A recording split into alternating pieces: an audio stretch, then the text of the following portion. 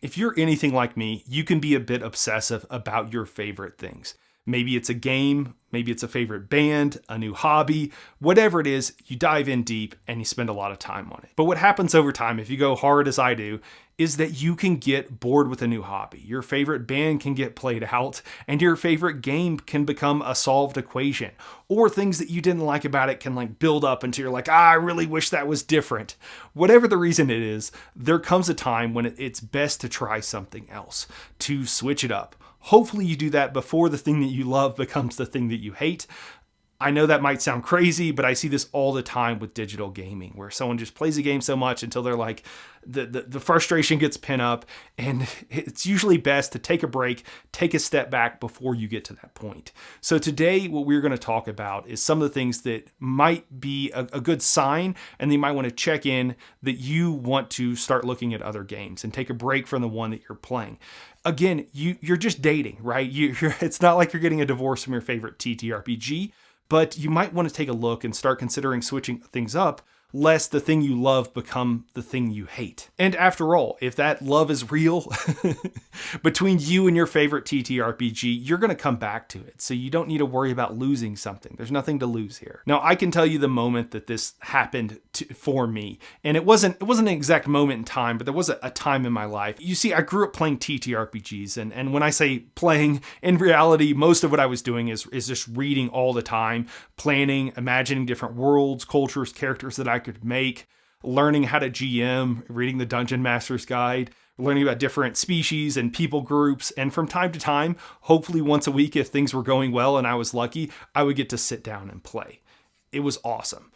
But at some point, things change. Now, I didn't suddenly stop liking the thing that I had loved for so long. I didn't even get tired of it. In fact, I had no, quote unquote, real issues at the time with D&D 3.5.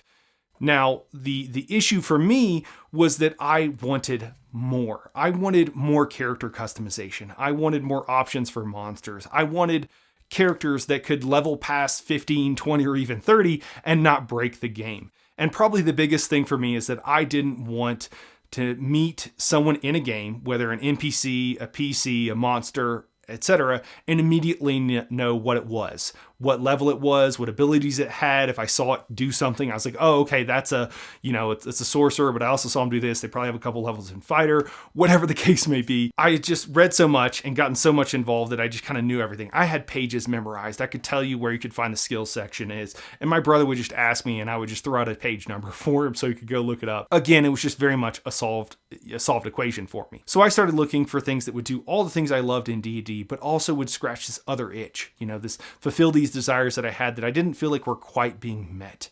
Now, I know that there are already people in the comments telling me about how I'm wrong, why D&D is perfectly balanced at all levels, why I just had a bad GM, and that made it feel like all the monsters and big bad evil guys and mechanics and everything else were a solved issue. And my response, first off, is absolutely, get in the comments, let me know what you think, tell me how I'm wrong. I love having those kind of conversations down there. But the other thing I would say is that, that's just not the point. I'm telling you how I felt at the time, and I think a lot of people are saying how they feel, and no amount of really logical argument is really going to change that, at least in any short period of time. I'm willing to hear you out, but it's probably not going to change how I felt, and it certainly won't change how I felt then, because that's past.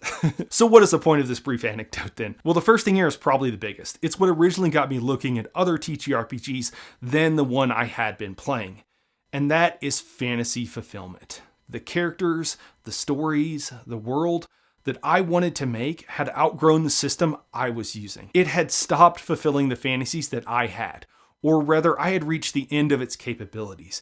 And to be honest, I had been playing it so much, most of it, again, was a solved equation for me. I knew all the spells, I knew all the monsters, I knew all the classes. I had most of the player's handbook, the monster's manual, and the GM's guide all memorized, and I could tell you the page number of just about any relevant tables and etc. The core issue was that I wanted to make characters that I just couldn't, at least not without reworking the entire system, spells, classes, races, etc., and ultimately the system itself.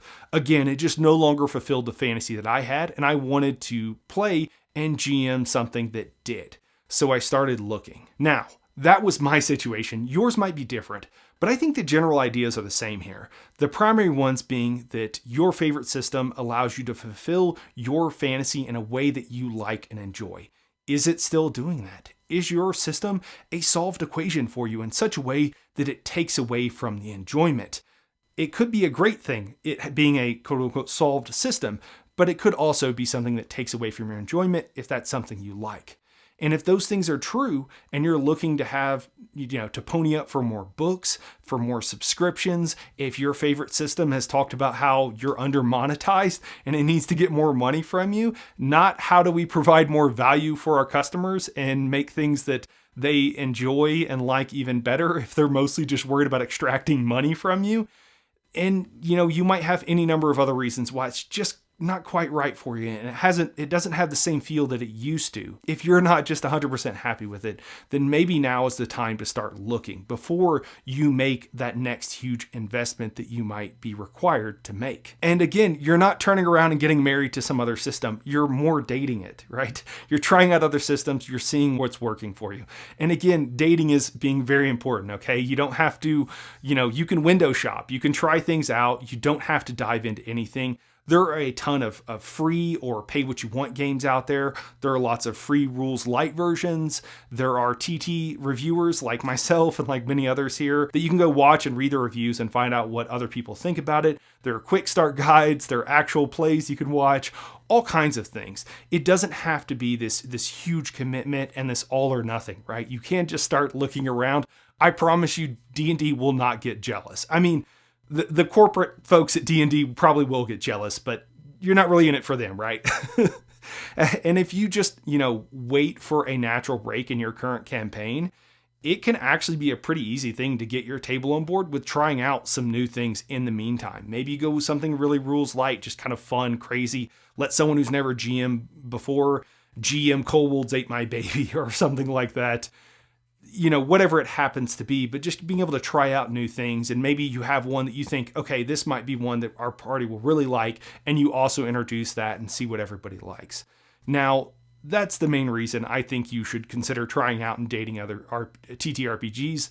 What about, other lesser reasons, right? Besides just that fantasy fulfillment.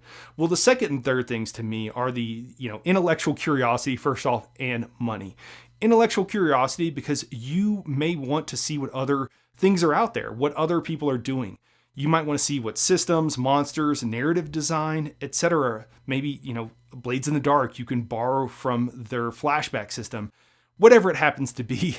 But being able to borrow and take those things and add them to your own campaign, even if you decide to go back to whatever you were playing before, whether that's D&D or something else.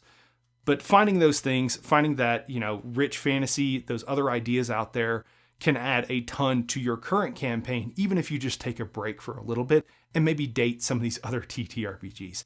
And the last thing here is, I say money because you might be in a situation where you have disposable income. I know I grew up with not a whole lot, and so I know that might not be the case for a lot of people out there, but for some of you, it absolutely is. And even if you don't think that you personally want to switch systems, you might just be intellectually curious and want to support some independent creators out there. Maybe you do this out of the goodness of your heart. Maybe it's entertaining for you to just sit down and read those and again, borrow those ideas.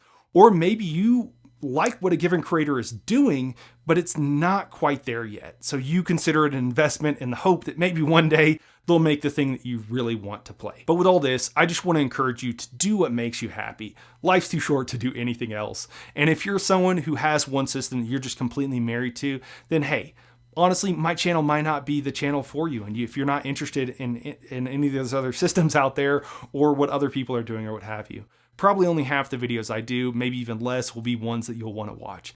And to you, I say, thanks for watching. I very much appreciate it, and I hope that you keep enjoying the game that makes you happy. And if that's not you, if you're looking for other games or ideas to borrow, if you're looking for GM and player advice, if you're just a huge tabletop nerd like me, then maybe this is the place for you. And if so, I hope you will like, subscribe, and share this video with your friends, some of whom maybe feel the same way as you do. And if so, I'll see you in the next one. Thanks everybody for watching.